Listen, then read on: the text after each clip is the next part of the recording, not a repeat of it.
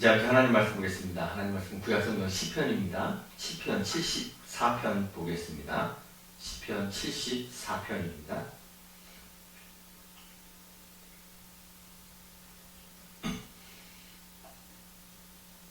시편 74편 함께 교독하여 읽겠습니다. 마지막 23절은 같이 읽습니다. 제가 먼저 읽습니다. 하나님이여 주께서 어찌하여 우리를 영원히 버리시나이까? 어찌하여 주께서 기르시는 양을 향하여 진노의 연기를 뿜으시나이까? 옛적부터 얻으시고 속량하사 주의 기업의 지파로 삼으신 주의 회중을 기억하시며 주께서 계시던 시온산도 생각하소서. 영구히 파멸된 곳을 향하여 주의 발을 옮겨 놓으소서. 원수가 성소에서 모든 악을 행하였나이다. 주의 대적이 주의 회중 가운데에서 떠들며 자기들의 깃발을 세워 표적으로 삼았으니 그들은 마치 도끼를 들어 삼림을 베는 사람 같으니이다. 이제 그들이 도끼와 철퇴로 성소의 모든 조각품을 쳐서 부수고 주의 성소를 불사르며 주의 이름이 계신 곳을 더럽혀 땅에 엎었나이다. 그들이 마음속으로 이르기를 우리가 그들을 진멸하자 하고 이 땅에 있는 하나님의 모든 회당을 불살랐나이다. 우리의 표적은 보이지 아니하며 선지자도 더 이상 없으며 이런 일이 얼마나 오래는지 우리 중에 아는 자도 없나이다. 하나님이여 대적이 언제까지 비방하겠으며 원수가 주의 이름을 영원히 능욕하리이까? 주께서 어찌하여 주의 손 곧 주의 오른손을 거두시나이까? 주의 품에서 손을 빼내시어 그들을 멸하소서. 하나님은 예로부터 나의 왕이시라. 하나님에게 구원을 베푸셨나이다. 주께서 주의 능력으로 바다를 나누시고 물 가운데 용들의 머리를 깨뜨리셨으며 리워야단의 머리를 부수시고 그것을 사막에 사는 자에게 음식물로 주셨으며 주께서 바위를 쪼개어 큰 물을 내시며 주께서 늘 흐르는 강들을 마르게 하셨나이다. 낮도 주의 것이요 밤도 주의 것이라. 주께서 빛과 해를 마련하셨으며 주께서 땅의 경계를 정하시며 주께서 여름과 겨울을 만드셨나이다. 여호와여 이것을 기억하소서. 원수가 주를 비방하여 우매한 백성이 주의 이름을 능욕하였나이다. 주의 맷 비둘기의 생명을 들 짐승에게 주지 마시며 주의 가난한 자의 목숨을 영원히 잊지 마소서. 그 언약을 눈여겨 보소서. 무릇 땅의 어두운 곳에 포악한 자의 처소가 가득하나이다. 학대받은 자가 부끄러이 돌아가게 하지 마시고 가난한 자와 궁핍한 자가 주의 이름을 찬송하게 하소서. 하나님이여 일어나 주의 원통함을 푸시고 우매한 자가 종일 주를 비방하는 것을 기억하소서. 주의 대적들의 소리를 잊지 마소서. 일어나 주께 항거하는 자의 떠드는 소리가 항상 주께 상달되나이다. 아멘.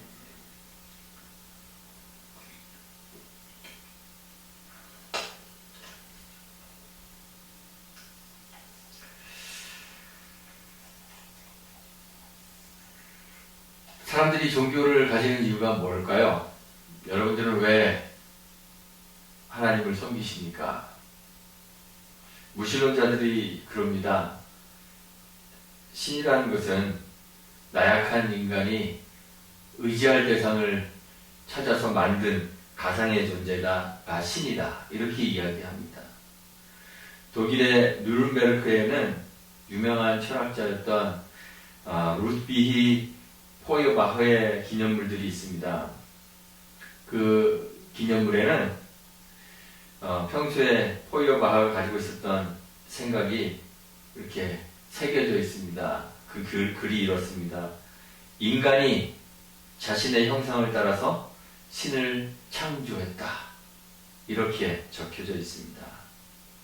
성경에서는, 창세기에서는 하나님께서 하나님의 형상을 따라 하나님의 모양대로 사람을 만드셨다고 기록하고 있습니다.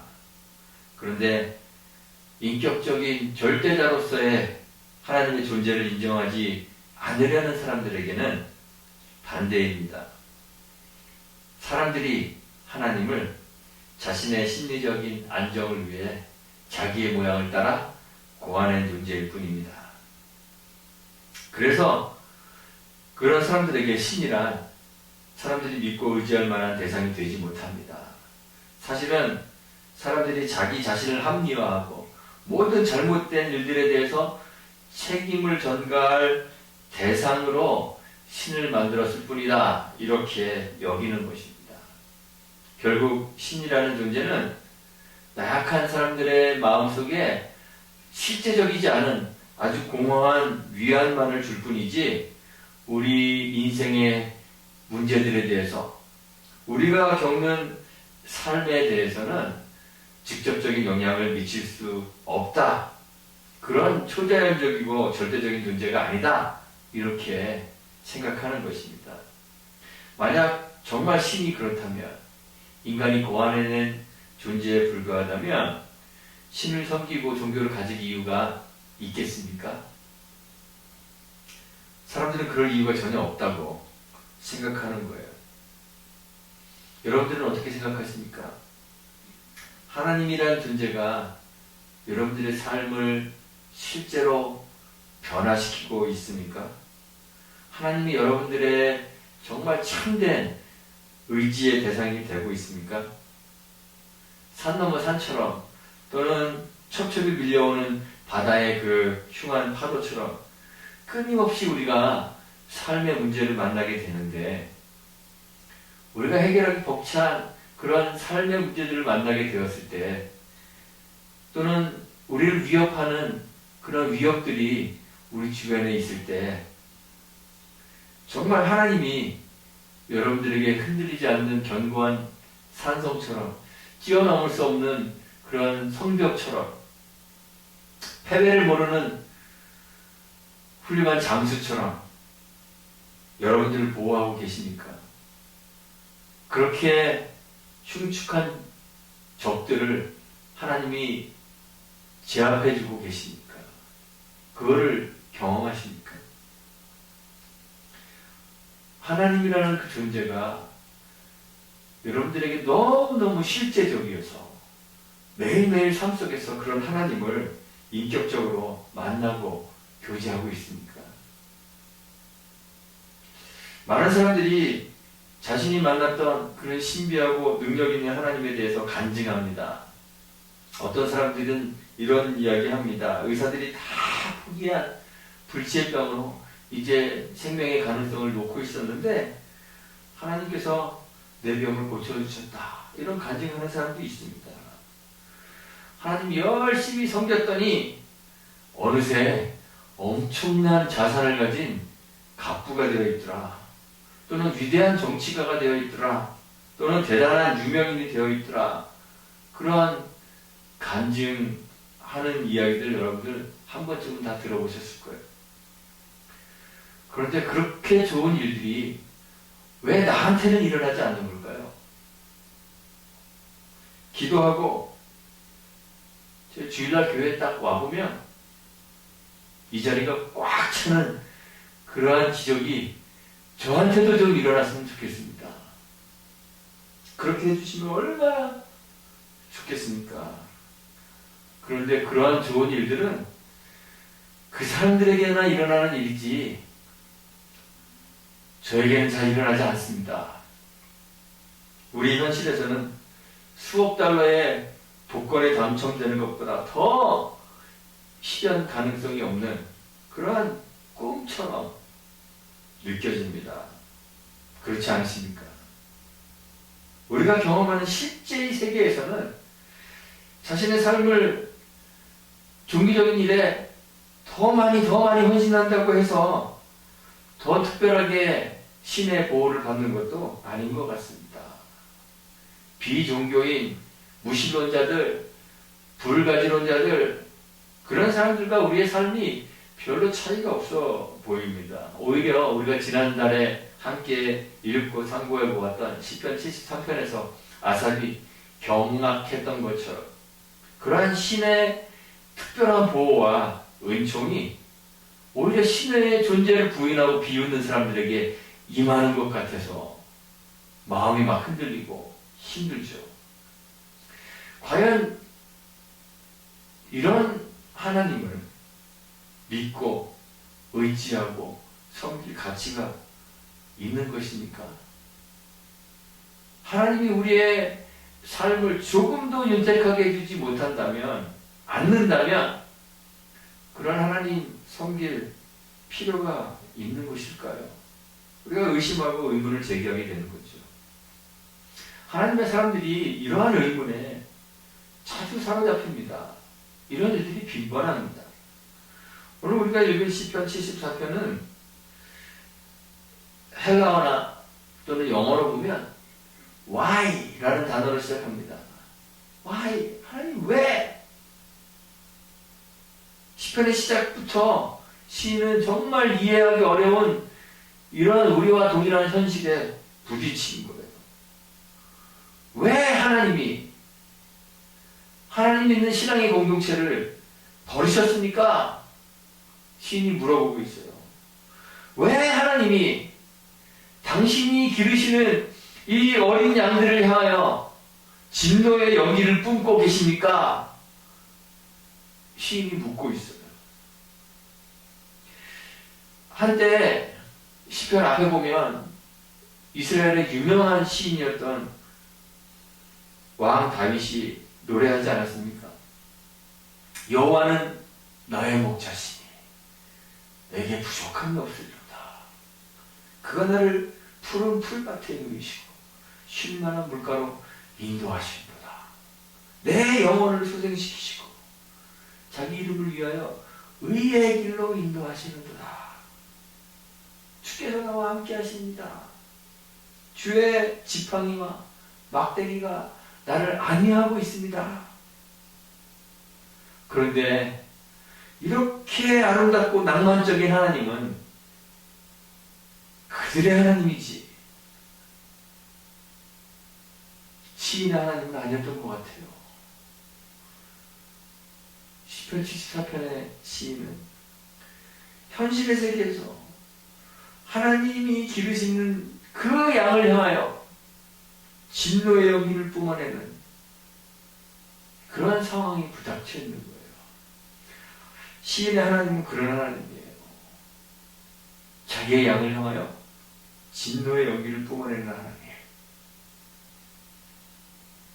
시인이 하나님에게 요청합니다. 2절 하반절에 보면 주께서 계시던 시온산도 한번 생각해 보십시오. 이렇게 요청했습니다.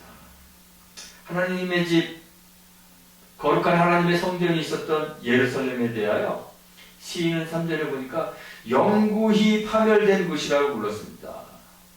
원수가 그곳에서 모든 악을 행하였다고 했습니다. 예루살렘, 그 도시 안에 있었던 성전, 이스라엘 백성에게는 경이로운 곳이고 경외로운 장소이고 지극히 거룩한 장소였습니다. 그 성전 안에 있는 그 보좌, 여호와의 보좌, 그리고 그 예루살렘 성 안에, 성에 여호와 하나님께서 자기 이름을 두시겠다 그랬어요. 여호와의 이름으로 일컬어지는 곳이라고 했습니다. 전능하신 여호와 하나님께서 당신의 이름을 두시는 곳. 성전과 예루살렘은 여호와의 임재의 상징입니다. 하나님 거기 계신다라는 곳입니다. 하나님께서 자기 백성에게 구원을 보장해주는, 보호를 보장해주는 언약의 장소가 예루살렘이고 성전입니다. 이 성전을 향하여 솔로몬이 기도했죠. 여호와 하나님의 눈이 이 성전을 늘 주야로 관찰해 주십시오 기도했습니다. 하나님 그러겠다고 하셨습니다. 주의 백성이 이 성전을 향하여 비는 기도를 들어주십시오 그랬어요. 하나님께서 들어주신다고 했습니다. 주의 백성이 이스라엘이 주께 범죄하여서 적국 앞에 패배하게 되었을 때 그 백성이 주의 이름을 인정하고 주께 돌아와서 이 성전을 향하여 빌면, 간구하면 하나님께서 들으시고 주의 백성을, 이스라엘의 죄를 사하여 주시겠다고 했습니다. 그리고 그들과 그들의 조상이 살던 그 조상에게 주셨던 그 땅으로 다시 돌아오게 해주시겠다고 약속하셨습니다. 그들이 재앙을 만나게 되었을 때 한 사람이라도 혹은 주의 온 백성 이스라엘이 다 각기 자기 마음에 재앙과 고통을 깨닫고 이 성전을 향하여 손을 펴고 무슨 기도나 간구를 하든지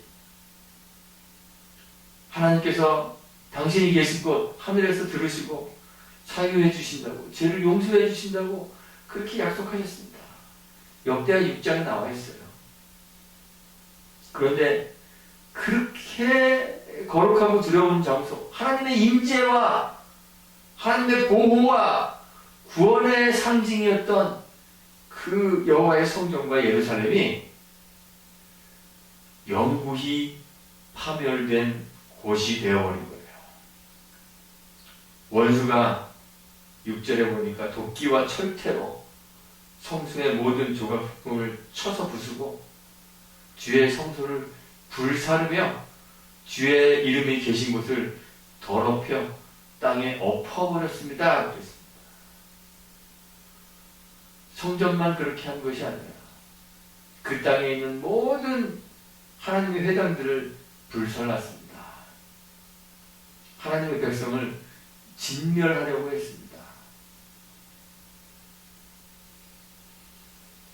하나님의 보호가 기대될 수 있을까요? 시인이 하나님의 보호에 대한 기대를 할 수 있을까요? 조금의 기대도 할 수 없는, 하나님의 보호의 기미가 조금도 보이지 않는 그러한 현실 속에 시인이 처해져 있어요. 하나님이 자신을 의지하고 자신을 섬기는 사람들을 보호해주지 않는다면, 구원해주지 않으신다면 하나님이 계시다고 확신할 수는 있겠습니까? 하나님이 실제로 존재한다고 믿을 만한 조그마한 이유라도 과연 있는 것일까요? 시편 73편에서 우리가 지난달에 보았던 것처럼 시인이 아주 고통스럽게 고백했던 것처럼 하나님의 존재를 믿으려 하지 않는 사람들이 그렇게 말한다 그랬죠. 73편 11절에 하나님이 어찌하리야, 지존자에게 지식이 있으랴, 비웃고 조롱하죠. 하나님의 백성들이라고 다르겠습니까? 대부분의 학자들은 이 시편 74편이 예루살렘이 바벨론에 의해서 멸망당한 후에 기록된 것일 것이다, 이렇게 추측들을 합니다. 바벨론 군대에 의해서 예루살렘이 짓밟히고 성전이 파괴되었습니다. 예루살렘에 거하던 경건한 유대인들이 다 바벨론으로 포로로 잡혀 끌려가게 되었습니다. 절망 가운데 있었습니다.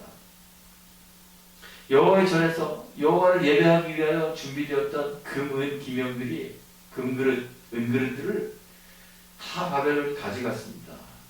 그리고 자기 귀족들이 영을 줄기 위해서 술판을 벌이는데 그 여호와의 전에서 사용되던 그릇들을 꺼내어 먹고 마시고 흥청거렸습니다.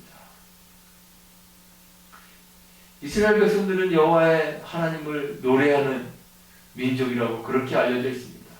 노래하는 민족, 유대인들이 이방인의 연회에 끌려다녔습니다. 자기들 술 먹고 흥청거리는데 유대인들 보고 나와서 노래 부르라고 그랬습니다. 너 노래 잘하니까 노래 불러라. 시편 137편은 그 고통 가운데 있었던 시인이 절규하며 노래했던 시가 시편 137편입니다. 그 시인이 그럽니다. 차라리 내 오른손이 재주를 잊어버렸으면 좋겠다. 저도 오른손으로 기타 치는데 이거 하루 잊어버린다. 차라리 잊어버렸으면 좋겠다. 내 혀가 내 입천장에 그냥 붙어버렸으면 좋겠다. 이렇게 절규했습니다. 많은 사람들이 그래서 하나님의 존재를 의심하게 되었습니다. 하나님의 성품도 의심했습니다. 하나님에 대한 신뢰를 거두는 사람들이 많아지게 되었습니다. 포로기와 포로기 이후에 기록된 성경들은 다 이렇게 하나님 의심하고 절망하는 사람들에게 들려주는 메시지들이에요.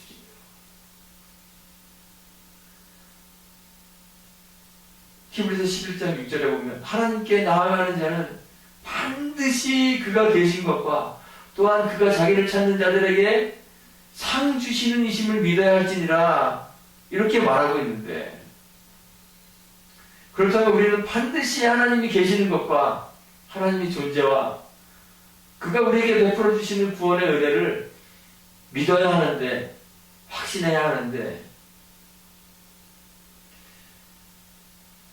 우리의 삶을 보면 그 하나님 존재를 믿을 수 있겠습니까?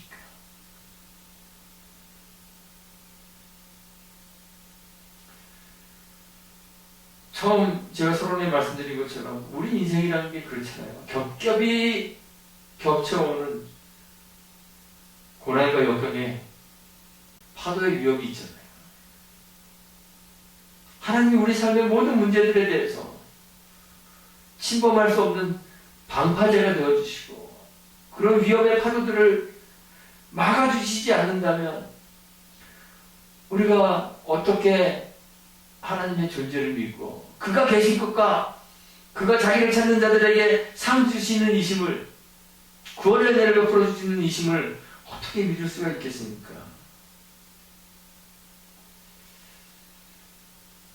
시인도 자기 삶에서 그런 하나님의 보호를 경험하지 못한 거예요. 오히려 하나님의 도성이, 하나님의 성전이, 하나님의 집이, 거룩한 하나님의 이름을 두신 그곳이 성소가 원수들에 의해서 파괴되고 짓밟히는 하나님의 무능을 본 거죠. 하나님의 부재의 증거들을 보게 되는 것입니다. 그럴 때 이 시인이 어떻게 반응하게 될까요? 함께 하나님의 존재를 의심하고 그의 구원의 은혜를 저버리게 될까요? 그런데 시인이 그럼에도 불구하고 하나님을 신뢰할 분이시며 전능하신 하나님으로 압니다. 그래서 22절에 보면 일어나 주의 원통함을 풀어주십시오 요청합니다. 11절에 보면 원수들을 멸하실 것입니다 확신합니다. 왜 이렇게 확신할까요? 왜 하나님에 대한 존재에 대한 신뢰를 거두지 않을까요? 왜 하나님의 구원에 대한 기대를 거두지 않을까요? 그에게 어떤 간증거리가 있어서 그런 것이 아닙니다. 그가 하나님의 보호를 체험했기 때문이 아닙니다. 기적을 체험했기 때문이 아닙니다. 그가 이렇게 고백할 수 있었던 것은 하나님이 어떠한 분이신지, 하나님이 자기를 계시한 대로 하나님을 알고 있었기 때문에 그렇습니다. 시인은 하나님의 일들을 자기 육신의 눈으로 경험한 적이 없습니다. 확인한 적이 없습니다. 그런데 시인이 아는 것은 자기가 경험한 하나님을 아는 것이 아니라 하나님이 자신을 계시하셨던 방식대로 하나님을 아는 것이에요. 13절에 보니까 이야기합니다. 주께서 주의 능력으로 바다를 나누시고 물 가운데 용들의 머리를 깨뜨리셨으며 리워야단의 머리를 부수시고 그것을 사막에 사는 자들에게 음식물로 주셨으며 바위를 쪼개어 큰 물을 내시고 늘 흐르는 강들을 마르게 하신 분이십니다. 이렇게 고백합니다. 이 일들이 언제 일어난 일이죠? 이스라엘 백성들이 출애굽하여 광야를 통과할 때 일어났던 일이죠. 하나님이 자기를 계시하셨던 그 방식대로 하나님을 아는 것이에요. 또 시인이 고백합니다. 그는 하나님을 온 우주 세계의 주인으로 인정합니다. 낮도 주의 것이고 밤도 주의 것입니다. 주께서 해와 빛과 해를 만드셨고 땅의 경계도 정하셨으며 여름과 겨울을 만드신 분이십니다. 언제 이런 일들이 일어났죠? 하나님이 세상을 창조하실 때 하나님이 자기를 계시하신 대로 아는 거예요. 자기가 본 것을 믿은 것이 아니라 하나님이 자기를 계시하여 알려주셨기 때문에 그 하나님을 나는 지금 보지 못하지만 그 하나님을 믿는 거죠. 요한복음 20장에 보면 내가 그의 손의 못자국을 보며 내 손가락을 그 못자국에 넣으며 내 손을 그 옆구리에 넣어보지 않고는 믿지 않겠다라고 도마가 이야기합니다. 그런 도마에게 부활하신 주님이 말씀하십니다. 믿음 없는 자가 되지 말고 믿는 자가 되라. 너는 나를 본고로 믿느냐? 보지 못하고 믿는 자들은 복되도다. 우리가 하나님을 믿는 것은 하나님이 우리에게 몇몇 가지의 간증거리를 주셨기 때문에 믿는 것이 아닙니다. 이적을 베풀어 주셔서 그 이적들을 체험하게 하시기 때문에 믿는 것이 아닙니다. 기적은 우리 믿음의 조건이 되지 못합니다. 믿음의 원인이 되지 못합니다.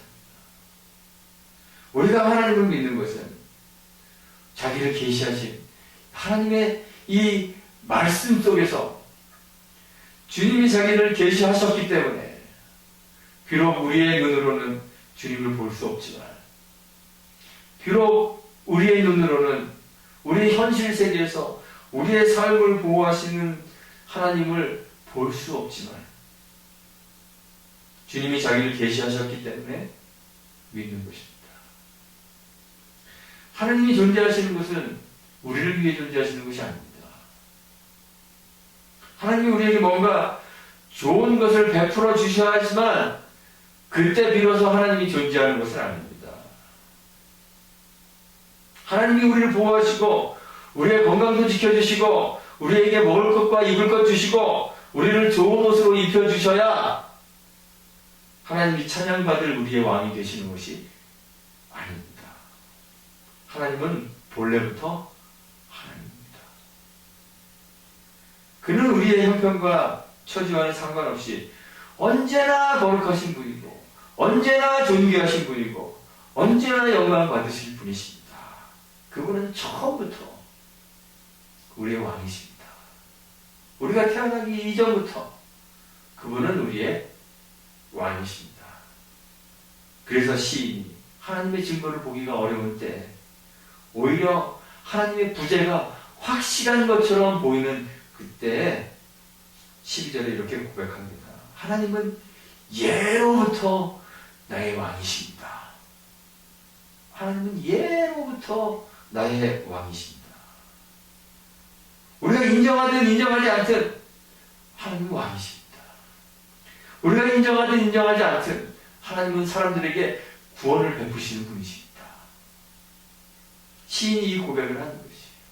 하나님이 그의 영원한 왕이시기 때문에 그 왕의 위엄과 권위를 침범하는 악인들, 원수들의 악행을 간과하지 말라고 그래서 기도하는 거예요. 하나님은 왕이시기 때문에. 여호와여 이것을 기억하소서. 원수가 주를 비방하며 우매한 백성이 주의 이름을 능욕했습니다. 주의 맷비둘기의 생명을 들짐승에게 주지 마시며 주의 가난한 자의 목숨을 영원히 잊지 마소서. 자신이 주의 소유된 자임을 고백하는 것이에요. 하나님이여 일어나 주의 원통함을 푸시고 우매한 자가 종일 주를 비방하는 것을 기억하소서. 주의 대적들의 소리를 잊지 마소서. 일어나 주께 항거하는 자의 떠드는 소리가 항상 주께 상달되나이다. 우리가 있는 곳이 늘 푸른 초장이었으면 얼마나 좋겠습니까? 늘 우리 곁에 맑은 시냇물가가 흐르는 곳에 살고 있다면 얼마나 좋겠습니까? 하나님이 우리를 그런 곳에 누이시고 먹이시면 얼마나 좋겠습니까?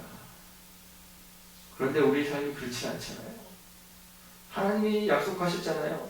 하나님의 나라와 그의 의를 구하면 모든 것들 더해 주시겠다 그랬는데 왜 나에게는 하나님 아무것도 안 더해 주시는 것 같은가요? 나가도 복을 받고 들어가도 복을 받고 뭐 떡반죽 그릇도 복을 받고 엄청난 복을 주신다고 약속하셨는데 왜 그 약속이 나의 삶에서는 전혀 이루어지지 않는가요? 우리가 하나님의 구원을 요청하고 그의 구원을 신뢰하며 그 하나님께 소망을 두어야 할 근거가 어디에 있습니까? 하나님이 우리에게 아무것도 해주지 않는 것 같은데 좀 우리 교회도 확 부흥 좀 시켜주셨으면 좋겠는데 울며 기도해도 아무것도 안 해주시는 것 같은데 그래도 여전히 하나님 신뢰하고 의지해야 될 이유가 있습니까? 있습니다. 그렇습니다. 왜냐하면 그는 본래부터 우리의 하나님이시기 때문에 그렇습니다. 그가 성경을 통해 우리에게 자신을 계시해 주셨기 때문에 그렇습니다. 성경이 우리에게 알려주는 것처럼 하나님은 예로부터 영원부터 영원까지 우리의 왕이시기 때문에 그렇습니다. 영광과 존귀를 받으실 영원한 왕이시기 때문에 하나님은 반드시 당신의 영광을 대적하는 그 원수들을 진멸하실 것입니다. 우리의 선한 목자이시기 때문에 그는 분명히 우리를 보호하시고 우리를 구원할 것입니다. 고난과 역경이 위협하는 우리의 삶이지만 하나님은 예로부터 우리의 왕이시라는 그 변함없는 사실 때문에 우리는 하나님의 구원, 그의 보호를 기대하고 소망할 수 있는 것입니다. 마치 하나님이 없는 것 같은, 하나님이 침묵하시는 것 같은 시대 속에 우리들이 살아가고 있지만 사랑하는 주님의 자녀 되신 성도 여러분,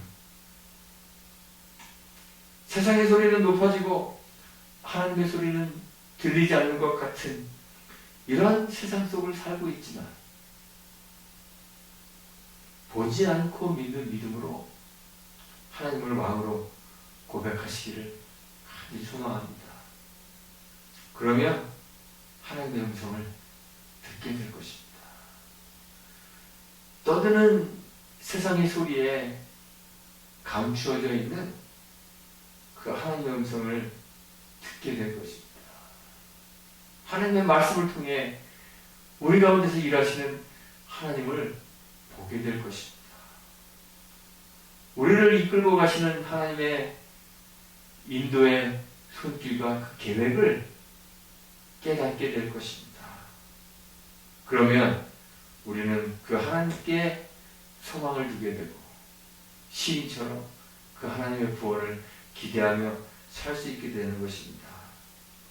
세상의 소리가 높아서 하나님의 소리가 들리지 않는 이 시대에 살아가는 저와 여러분들이 믿음으로 하나님을 왕으로 고백하셔서 하나님의 음성을 듣고 그 하나님께 소망을 두는 그러한 믿음의 사람들이 다 되시기를 주님의 이름으로 축원하고 부탁드리겠습니다.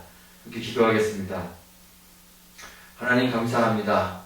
영원전부터 우리를 선택하시고 또 우리의 왕이 되어주셔서 감사합니다. 자기 백성을 보호하시는 왕이신 그 주님을 신뢰하며 의지하는 주의 백성들 되도록 도와주옵소서. 주님이 우리의 왕이시며 온 세계의 주인이시기 때문에 우리에게 소망이 있음을 깨닫게 하시고 우리의 연약함 때문에 절망하거나 좌절하지 않도록 도와주옵소서. 주님 안에서 늘 소망 가지고 주의 구원을 기다리며 살도록 은혜 베풀어 주옵소서.